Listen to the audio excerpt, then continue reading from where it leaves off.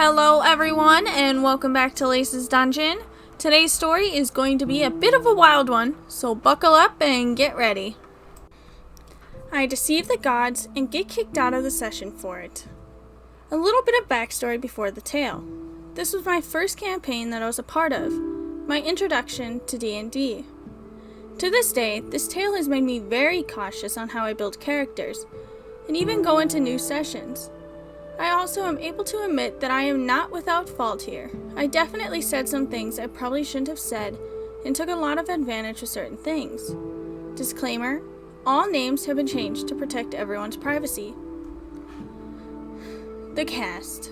Me, D&D virgin, wide-eyed newbie, meticulous note-taker, lover of lore and good stories. Usually that member of the friend group who walks behind the others when the sidewalk is too narrow. The party's high elf rogue. DM, the dungeon master, weaver of epic ballads, helpful and creative friend who invited me to the campaign. Hater of OP characters, which is fair, usually, but this extent, not so much. And note-takers better than him. Teed, guy who helped me get my hands on the Player's Handbook and Dungeons Master's Guide so I can learn. The party's red dragonborn cleric. Mitch, good friend of the DM, encouraged role-playing at the table, helped me come out of my shell a little bit in the group, the party's dwarven paladin.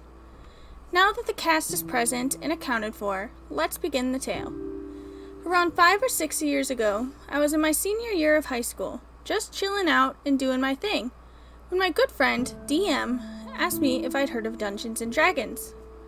He invited me to join a campaign he was running that had a seat open after one of his usual people left due to moving away for college. After school, we went down to our local game shop to meet the rest of the party. T was the resident bookkeeper.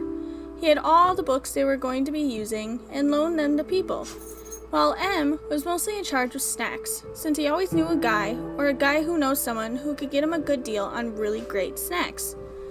There are a few others here who are not important to this story.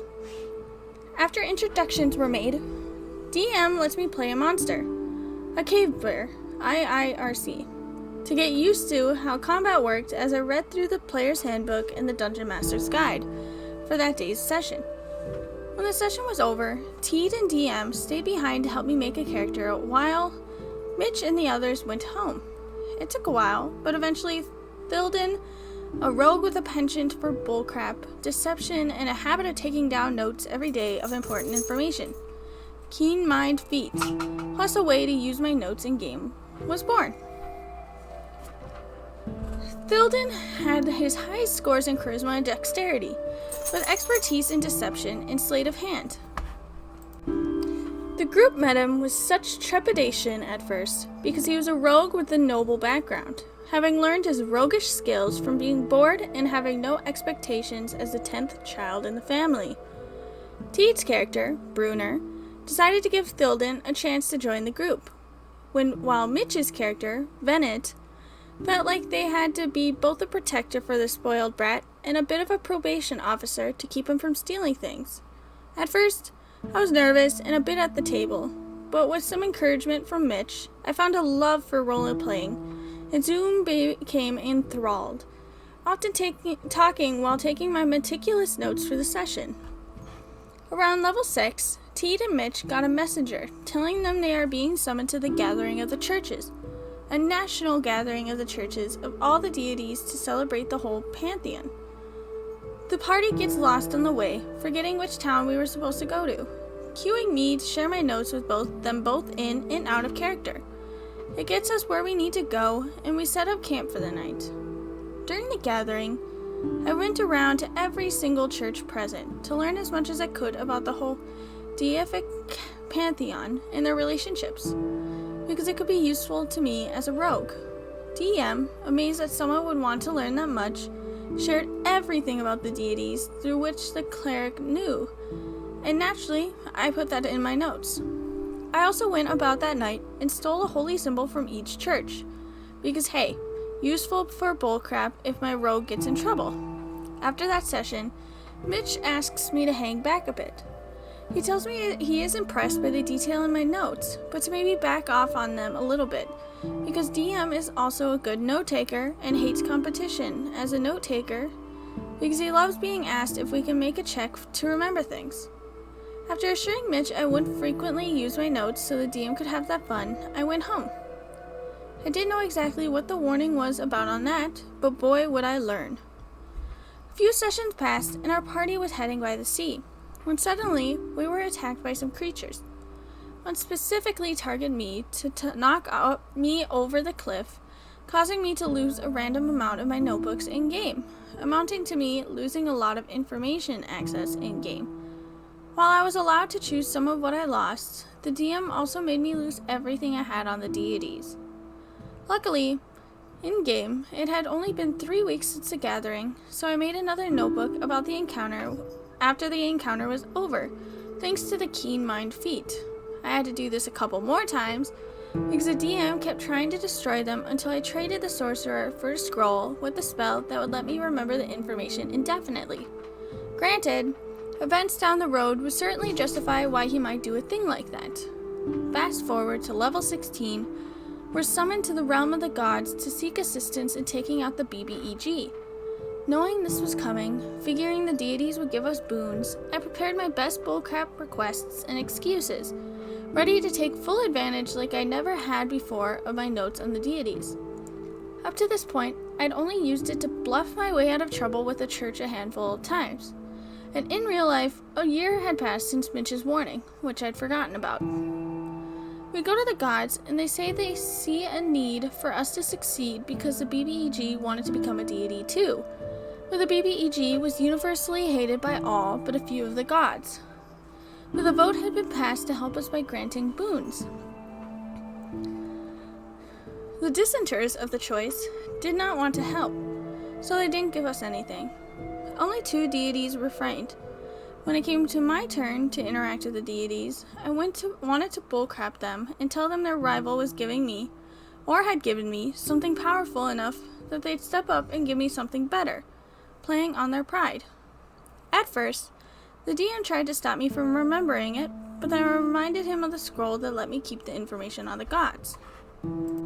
Okay, fine. But you'll have to roll at least an 18 on the D20 to bullcrap the gods that much. So I rolled for each deity after role-playing what I'd wanted to say, referencing my notes from the gathering. And each time my die came up to at least 18, having 2 cases of nat 20s on deception for the pantheon of 10 participating deities. This gave me some pretty broken boons, and was it wrong to take them? Maybe. But I didn't realize at the time how bad it was. A little later that session, and we come up against what is supposed to be a really powerful foe, whom I made cry like a little bee with the power of the boons from the gods, leaving DM looking pissed. I realized how hard this would make the game for the DM, so I asked if I could talk to them in private after the session. The end of the session rolls around, and the DM still looks very pissed off at me. Hey, DM, I realize that I've kind of broken the game with my boons from the gods. No crap, Jackbutt. I think your dice might be loaded. No, they're not loaded, and you can check them yourself. Anyways, not what I'm trying to say. Maybe we could retire Thilden and have him be accepted as a deity, or we could have him be on the run from the deities when they figured out people crapped them. And I could roll up a new... No, I think it best if you left the group. That hit me out of left field and kind of pissed me off. I was trying to work with him to make it easier for him and still play at the table. Back then, though, I had a bit of a chip on my shoulder and a temper to boot. I'm not proud of how I came at him, and admittedly should have just said okay and got my crap and left. Instead, I argued. Why? All I did was use the information I had the way my character would have. You shouldn't have had that information to begin with. Keen mind only goes so far, and you stole the scroll meant for the sorcerer to memorize something very important to him. No, I traded for it. Gave him enough money to commission another one of those scrolls in addition to a staff I had found. Plus, you let me roll for it. If you don't want that crap to happen, do not let me roll for it, butthead. If you make me roll for it, you leave it to the will of the dice and have to abide the results. Those rolls were extremely unlikely to happen like that. I never thought you'd do it. Well, I certainly tried to do it, and guess what? I effing did it. Mathematically improbable, but still possible. Want it impossible? Don't let me roll.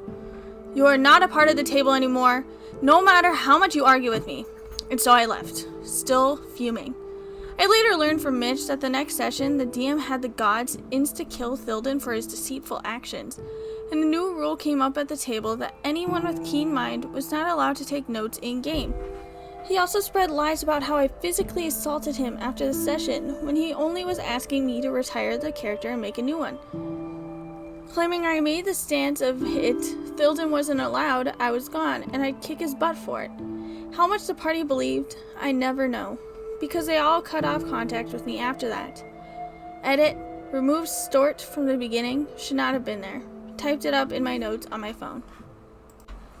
That DM shouldn't have done any of that. DM gave the character the information, and for him to use it against the player by trying to throw his notebooks away and destroying them was just wrong. And I can't believe that the DM really got mad when OP deceived the gods. If he hadn't wanted it to happen, then make it a no roll. Say that since they are gods, they have the ability to notice lies. That is something that I wouldn't be surprised a god would have. I'd understand that I wouldn't be able to deceive them, because they're gods. But then to kick the OP out for it was just straight out stupid. If you give a player a roll, be ready for the consequences if the roll succeeds. It's that simple. And obviously, the DM does not understand that. The DM really needs to kick up his butt, especially for lying to the others about everything. And to be honest, they probably believed him, especially since they all cut off contact with the OP. This whole story, while good and normal and butterflies and all in the beginning, just went downhill so fast. And I feel so bad for the OP.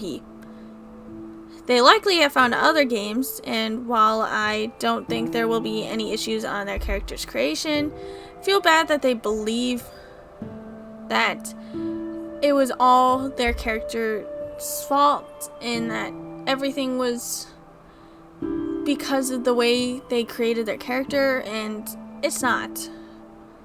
It's not. They didn't create a character that's going around, essaying people. That'd be worse. But anyways, I hope to see you next time at Elise's Dungeon. Have a good day. Goodbye.